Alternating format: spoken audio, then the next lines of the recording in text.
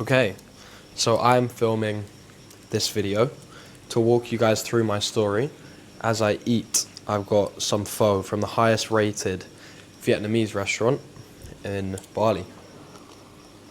So,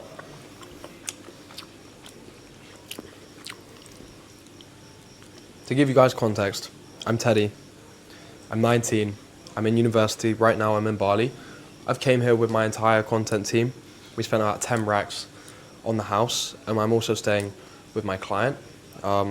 Everyone is here for about 2 weeks, and I'm going to stay for an entire month. And I'm going to tell you the story about how I got here. In my record month, I made 45,000 USD, and now I make between low five figures every month. So, to give you context, I grew up in like a very regular household. My family is probably like the most functioning family I've ever seen, like very normal. My mum is white, and she like came from a calm family. Her parents got divorced, but apart from that, calm family. My dad is from Singapore. He came from like quite a difficult upbringing because his dad started a business. His dad was an orphan, and then he started a business, and he grew the business to become nearly wealthy, or like wealthy, and then he got cancer and died straight away. But he was very stressed his entire life because his back was constantly against the wall. So my dad had like an interesting childhood, but he moved to the UK, and that's kind of like where I come into the story. I was born in Leicester, and then we moved to London, and my whole life my parents basically said to me I can do anything I want, and they would like be really good in terms of like making me feel good about myself, like confident. So I always felt good. In school, like I was very normal. I had some behavioural issues when I was like 12 to 15, but apart from that, very normal. I did well in school, and now we get to about 15. And this is kind of when my first like business venture actually started. So when I was 15, I remember we were in Greece. I was walking with my little brother. At the time, my little brother played basketball. He started before me, and he was wearing these purple Jordans, purple Jordan 1s, black toe. And I thought he looked cool as fuck. He was my little brother, so I didn't tell him it, but I thought he looked so cool. And I was thinking, what Jordan should I buy? And I checked, and the Jordans that I wanted to buy, the Spider-Man Jordan 1s, they were like £600. At the time, I basically had no bread. So I thought, okay, how can I make the money to get these Spider-Man Jordan 1s? And I realized, like, oh shit, like, these shoes come out new, and I can sell them when they come out because there's limited stock that come out. So I can sell them on secondary marketplaces like StockX. So I decided that, okay, I'm going to start selling shoes. And that kind of like one idea to fund my shoes turned into like 2 years of my life where a lot of what I was doing was very like business orientated. So 2 years of my life quite business orientated because I was just trying to sell as many shoes as possible. I was queuing in lines from 5 a.m, waiting like 6 hours to make £100. I was going for all the drops. I had a couple like people who were helping me. I wouldn't say they were employees, but they were working for me technically. But nothing was that lucrative. I wasn't making that much money. And then what happened is all the fraudsters, people that did fraud, basically started buying the shoes cheap and selling them, or buying the shoes for free because they were doing fraud, and then selling them for cheap. And so my business like went out. That was the first time like I'd felt like quite high stress in my life. So I was looking for something else to do. And I had no idea what to do. I had a friend called Seb, who was also like selling shoes with me, and we were kind of both in it together looking for some way to make money because both of us didn't want to go to uni. Both of us wanted to like be free basically and be different from everyone else. So we tried a bunch of stuff. We tried this thing called growth operating together. It failed miserably. We tried theme pages, where I remember posted like sitting in his living room, like editing clips of like Young Philly and Chunks, and that didn't go anywhere at all. What else did we do? We tried a couple things, and none of it worked. But then, in year 13,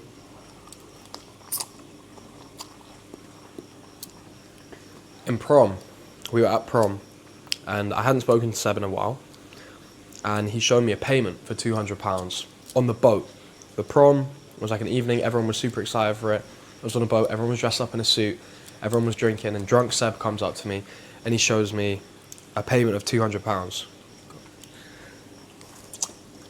So at that point, I'm thinking, oh my goodness, how do I do exactly what he does? Because £200, we had never seen any money in our lives, right? So straight away, I'm like, okay, whatever Seb's doing, I'm going to do it. He tells me he's doing something called appointment setting, which is essentially where you help coaches sell their coaching offer through Instagram DMs. So there's like a bunch of people reaching out to these coaches, like on Instagram, these fitness influencers, and Seb was the guy in the DMs pretending to be the fitness influencer, booking them on a sales call to then get sold the coaching program too. So I was like, okay, I'm on board. I paid for a mentor like literally 2 days after. I paid £500 to an Indian guy who had like a very low following. I thought because he had a low following, it would mean that like I would get more one-to-one support. But what ended up happening was he couldn't put me on a good offer. He wasn't like a great mentor. He kind of made me do closing. And so I didn't make any money with him, and I was really stressed because Seb was like scaling very well, making loads and loads of money, and or not loads, but loads to me at the time, and I wasn't making anything. Cool, now we get to like November 2024, and I'm in church because I've been going to church quite a lot at that point, and I had this epiphany that, okay, I need to pay the same person Seb paid. So I paid him, and we got going. And in the start, it was like a real, like trenches. I just started uni, so I was kind of balancing all of that. And what ended up happening was I cut off like everyone that I was friends with in uni. And for the first year of uni, I just worked like 12-hour days non-stop.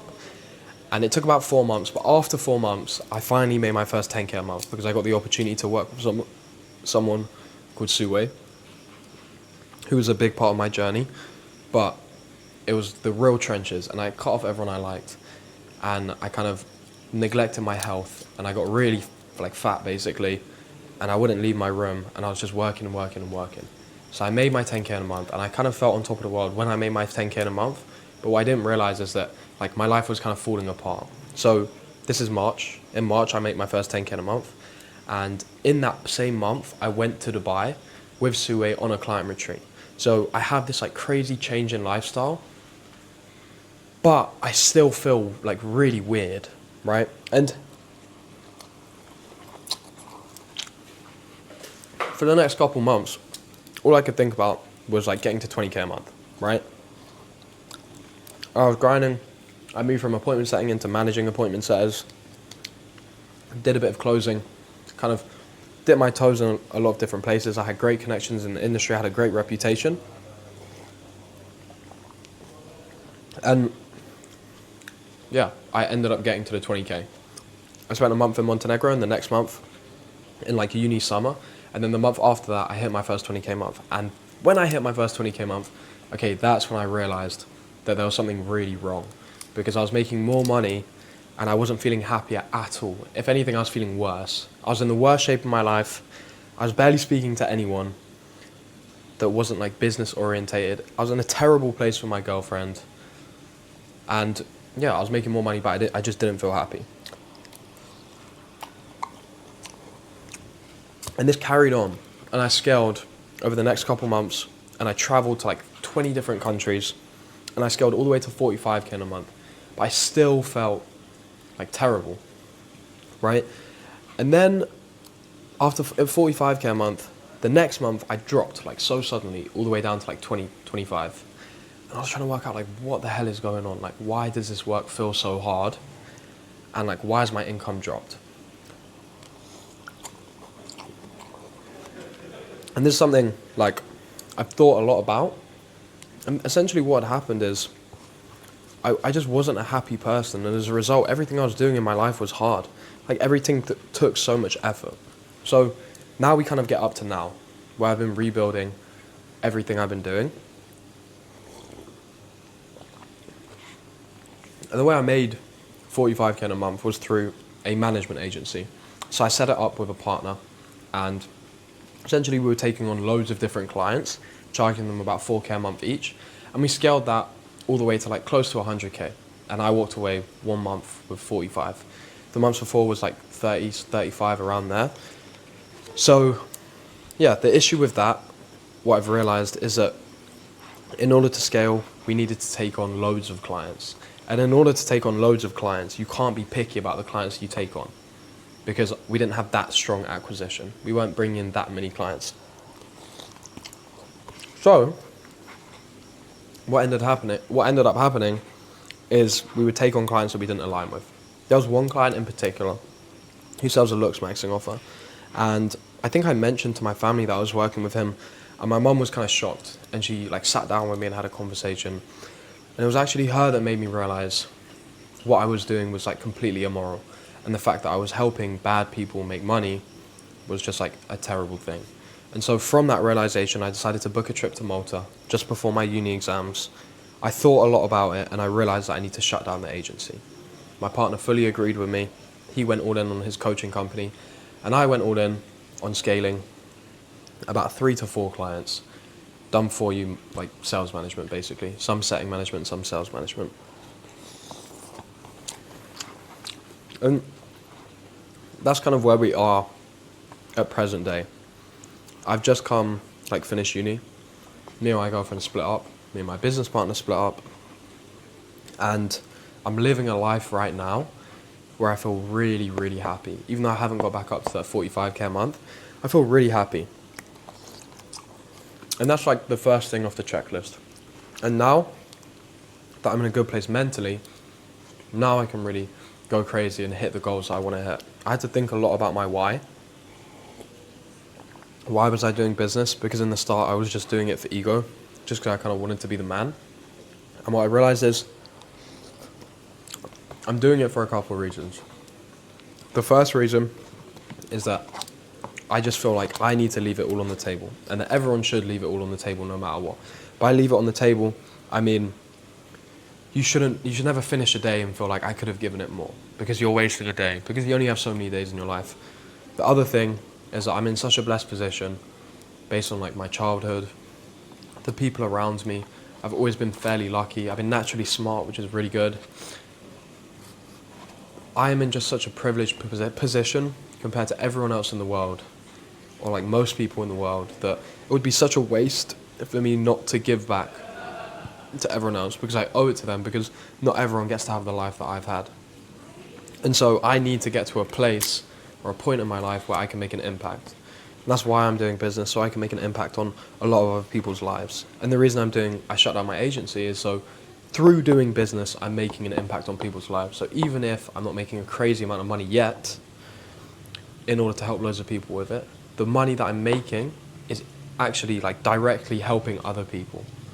I'm changing other people's lives. My team that I brought out to Bali, the sales reps that work under me, whose lives have been completely changed through my training, my clients whose lives have been completely changed through my management, even the people that buy my clients' programs, whose lives are changed through like my doing technically.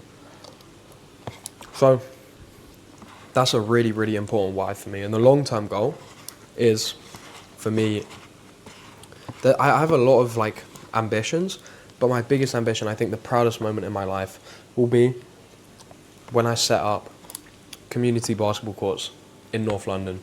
Because I think, like, growing up, I played a lot of basketball, and like it had a massive impact on me. It had a massive positive impact on me, and it basically didn't cost anything. And the people around me, like a lot of them were from like difficult environments, and I could see how hard it was for them and how much of an escape basketball was, especially when basketball was an escape for me as well. So one of my biggest goals is to set up community basketball courts in the UK. I want to open courts so that people can come there, people can have the same experience that I did for free, and just there be more opportunity for people in the UK, for people that are struggling to have like an escape. And it doesn't even need to be that they're trying to go professional. It's just that this is like a good part of their lives. And I want people to have more good parts of their lives. So that's a big thing. In terms of short-term goals, 100,000 in a month is my next goal to hit. I think that will be a big milestone. But right now what I'm more focused on is just providing the best service I possibly can for all my clients, because what I've realized is the more value you provide, the better job you do for someone, that's what's going to make you money in the long run. It's not finding more clients or like trying to ask for more money from your clients. It's purely just providing value to as many people as possible. So yeah, that's basically the story from then until now. I probably missed a couple parts, but that's me. This is me basically.